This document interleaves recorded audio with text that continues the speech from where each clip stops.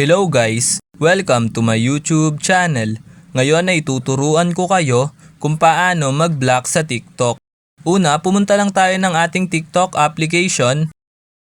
Ayan, then kapag nandito na tayo sa ating TikTok, pansinin nyo lang sa baba yung may inbox na nakasulat, which is eto. Ayan, then kapag nakita nyo na, i-click nyo lang yung inbox. Then kapag naklik nyo na yung inbox, ayan, mapupunta na tayo dito sa inbox. Then kapag nandito na kayo, piliin nyo lang kung sinong gusto nyong i-block. Halimbawa, ito. Ang gagawin nyo lang is i-long press nyo lang para ma-block siya.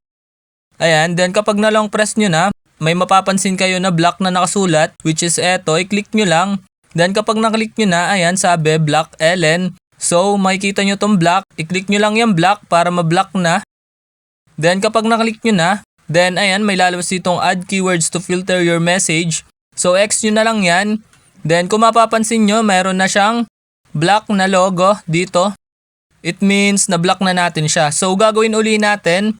Ayan, i-long press nyo lang yung gusto nyong i-block. Then, kapag na-long press nyo na, makikita nyo yung block.